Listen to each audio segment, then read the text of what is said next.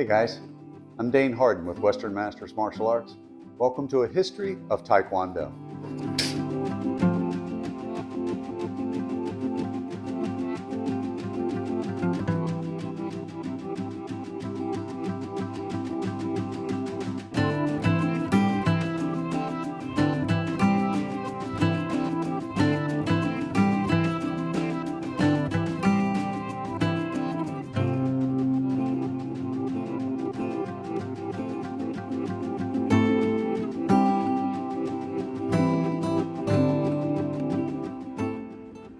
The early history of Taekwondo, we'll divide it up into three sections: early history, middle history, and then a more current history.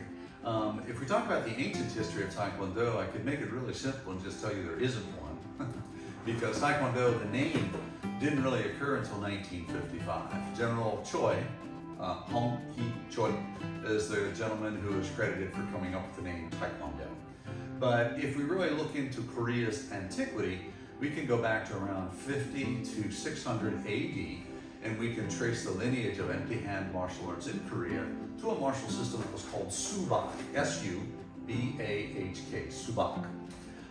There was also another style of system that was called Taekyon, okay, not take me on, but Taekyon. And that style still exists in Korea to this day. Taekyon has interesting movements where you can see the influences from ancient China with what they call pangetsu. Pangetsu are these movements with the hand that look very much like bird movements. And they would do a lot of foot movements where they work foot drills to create maneuver and timing in space and distance. And you start when you watch Taekyon, and you can look it up on YouTube. There's some videos, very good videos on it, in fact. And you watch the practitioners do the movements, you can really see where Taekwondo drew a lot of its roots from that system. Korea had, so many martial systems.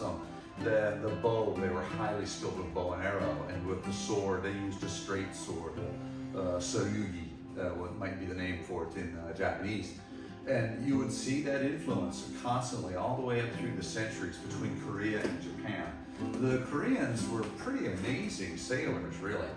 They had a navy that was extremely powerful. There was a Admiral Yi Sun-sin, and he developed this thing called the armor-plated battleship, or the kabukasan. And it was the kabukasan that some people called it the turtle, that would ram the Japanese ships and try to punch holes in the wooden hull. And of course the ships would sink. And so the Koreans were really credited for developing or being the first nation to come up with this idea of an armor-plated battleship. So they were really very martial in their orientation as people. And Taekwondo can trace its lineage from lots of influences: China, Japan, and certainly the influences that those two countries brought to bear on ancient Korea.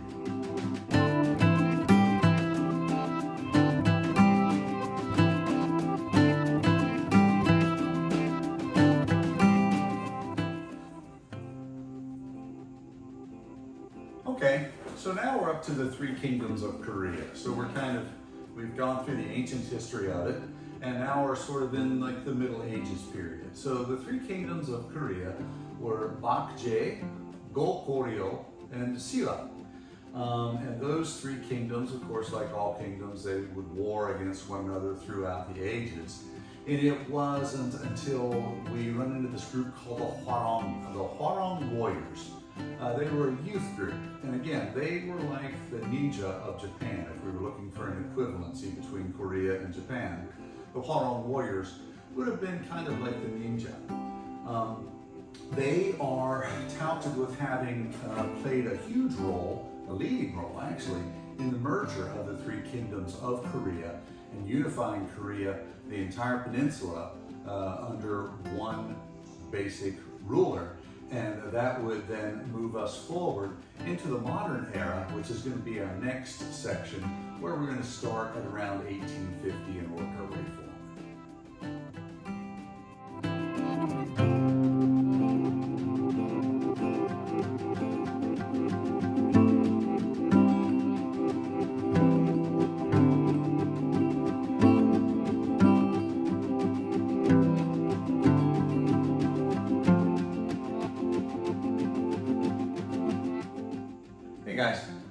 this section we're talking about the Korean flag. Specifically, this example is the flag of South Korea. The flag of South Korea in this form was adopted around 1949, 1950. The flag itself, the symbolism of it, we'll discuss this a little bit as part of your understanding the history of Taekwondo and some of the history of Korea. So the white background symbolizes peace. A lot of people confuse that and say that it symbolizes purity. But on the South Korean flag, the white really symbolized peace. The Taegu or Taegu in the center is kind of the Korean version of yin yang, which was the representation of this balance, this duality. Some people will say that the red is fire and the blue is water. There is also another interpretation that the red would be positive energy, like ki, that's good energy, righteous ki, and the blue would be negative, like bad energy. But it's this idea of negative energy and positive energy in balance with one another. Around the flag itself, you see these, they are called palge, are really ideograms, and you can see these on a lot of Buddhist representations. Typically there'll be 8 of them, but on the Korean flag we only see 4. They symbolize fire and water and earth and air. So when you're looking at those, you kind of have a better understanding of the South Korean flag and what the symbolism stands for. And the white background, of course, is the ultimate desire of South Korea, which is to live in peace. So there you go, guys, a little bit about the South Korean flag.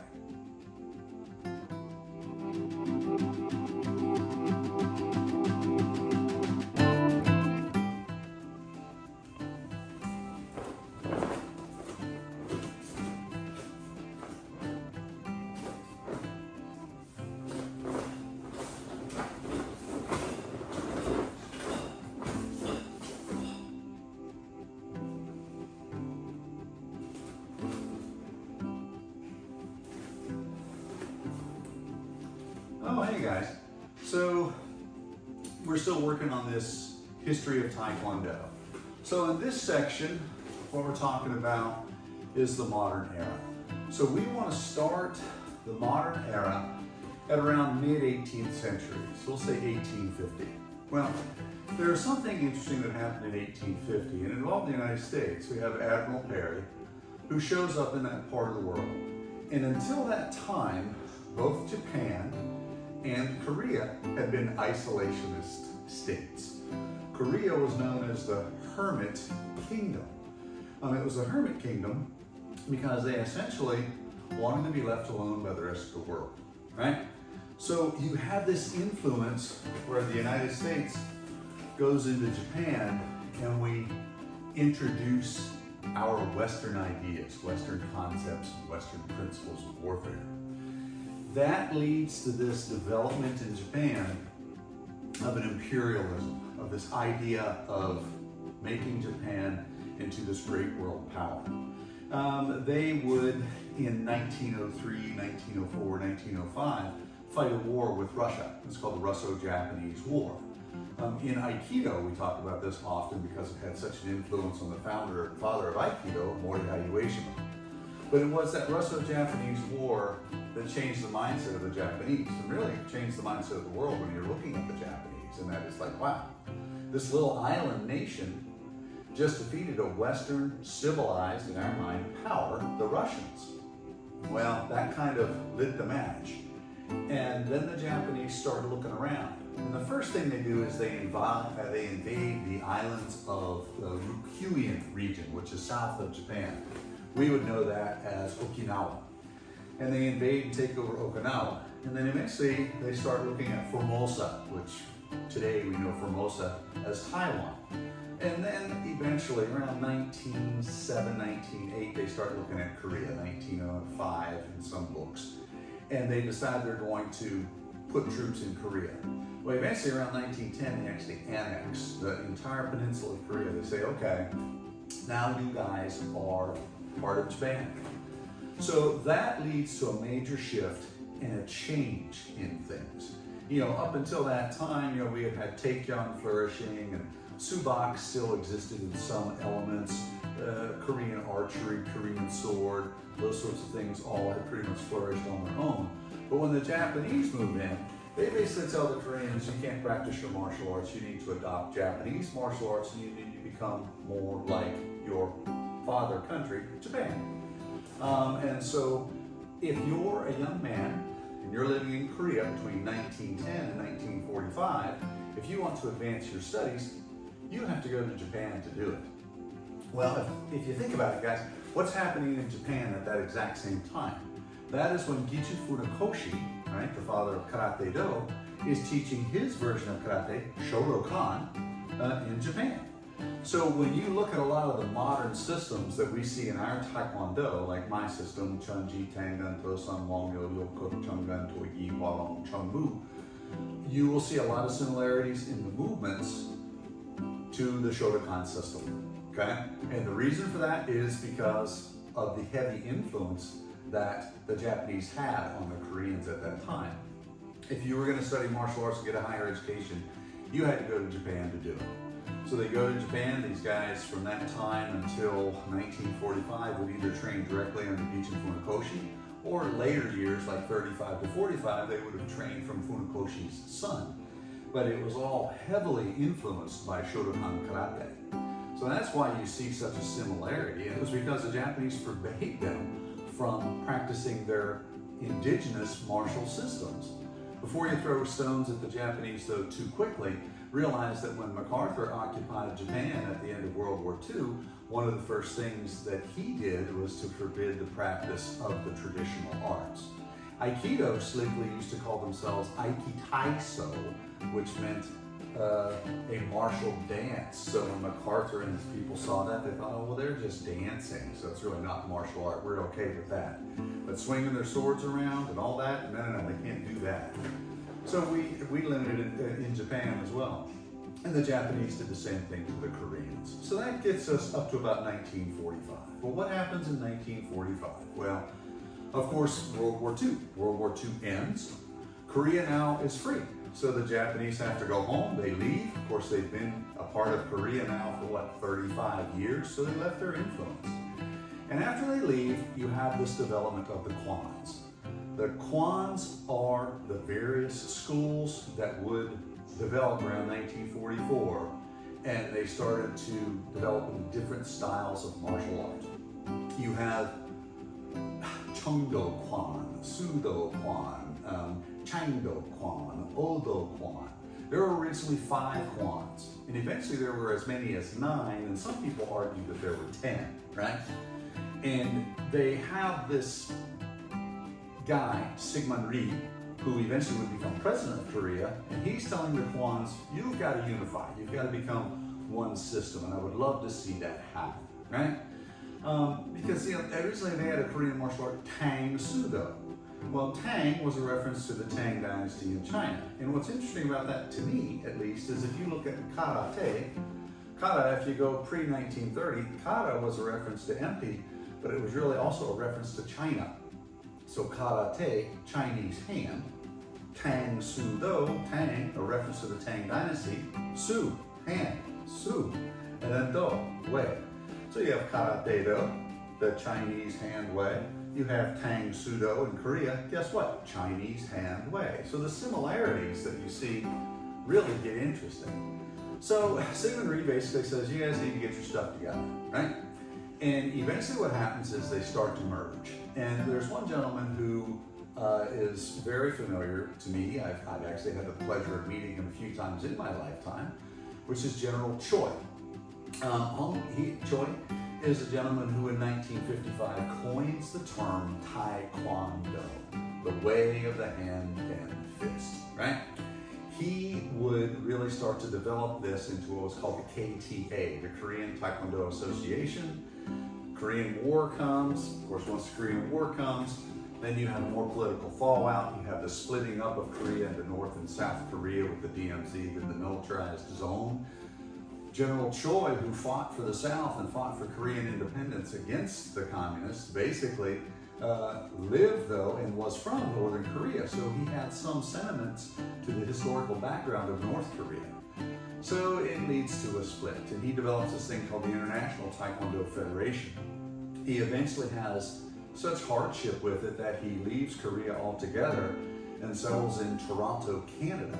And then from Toronto, Canada, he would eventually leave there and go to Europe, where he lived for quite a few years in Europe and really just passed away not too awful long ago in this millennium. One of his students and one of his edicts was a gentleman named Jhoon Rhee. Jhoon Rhee was my teacher. Master Rhee is known as the father of Taekwondo in the United States. Master Rhee first came to the U.S. around 1958-57, which is about the year that I was born, and he was in Texas and studying as a student. He studied, I believe, engineering. And then in 1962, he moved from Texas to Washington, D.C. It's in the D.C. area that you really start to see Master Rhee have a huge commercial influence, and you see this just great increase in the popularity of Korean martial arts. If you think about it, historically speaking, World War II, the end of World War II, what's booming in the U.S. in the 50s and the 60s? Things that are Japanese martial arts, judo, jujitsu, karate-do. Well, the Korean War comes, our soldiers go to Korea, they get exposed to that. They come home, and of course now you have this interest in Korean arts like Taekwondo. Taekwondo and judo are really the only two classical oriental martial arts that are in the Olympics. Karate has been in there as an exhibition sport. I'm hopeful that it will eventually become a legitimate Olympic sport as well. Not to downplay the fact that there aren't martial arts in the Olympics, because certainly boxing is a martial art, wrestling is a martial art. I was a kickboxer. That's a system where I combine my Taekwondo and boxing skills into one system. So that kind of gets us up to the present day. Taekwondo, as we know it today, is an Olympic sport. It is a multi-million-dollar industry. Taekwondo is by far the more popular martial art that you will see. I teach seminars all over the country, and if I have 100 students in a seminar and I ask them to raise their hands, everyone who has trained in Taekwondo before, 90 people will raise their hands. If I ask them how many of them trained in, I don't know, Krav Maga, or kickboxing, or Yoshinkan Aikido, or samurai sword, I assure you, a lot fewer hands go up. So Taekwondo, as we know it, as a martial art, has become extremely popular around the world with millions upon millions upon millions of practitioners. So guys, that's it.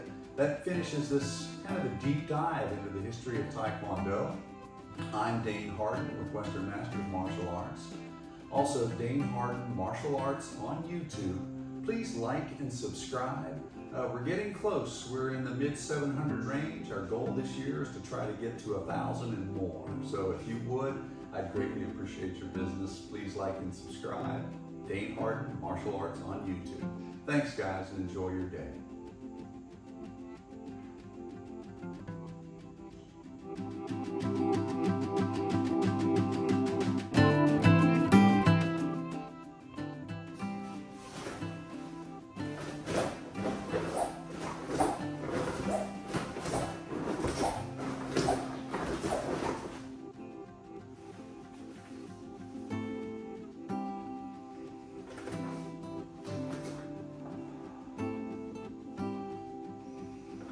Oh, hey guys. So we're finishing up. So I like to finish with a bit of a joke. So this is a fun story that relates to an experience that I had with Master Rhee. I was probably 9 or 10 years old at the time, and I was training, and I noticed on the patch on the bottom it said "Might for Right." And at a 9 or 10-year-old age, kind of thinking, what in the world is this might for right? So I asked him, I raised my hand and said, Master Rhee, the patch says might for right. What does that mean? And Master Rhee looked at me, and he always called me Dane Harden. He said, oh, Dane Harden, why do you ask this silly question? What do you want? You want it to say might for wrong? And I always smile at that. That's a funny Jhoon Rhee story that was when I was a young white belt. A funnier one occurred when I was a gold belt, and we used to get these old Taekwondo gis, and the Taekwondo gi would come, and it was yellow-ish. It was unbleached cotton, because we had to wait for them to come from Korea or Japan, wherever we got them from, probably Japan. And so then we would take them home and bleach them. So I had this old gi, and I finally, around green belt level or so, my dad bought me a new gi. I wanted a black gi, but black gis in 1969, 70 were very difficult to find. So I took the old gi that I had, and I dyed it. I used this box of ridden dye. And so I, of course, probably was 10, 11, maybe 12 years old at the time when I dyed this black gi. And I didn't know that after you dyed it with ridden dye, you had to rinse the gi, right? You had to rinse it to fix the dye in the material.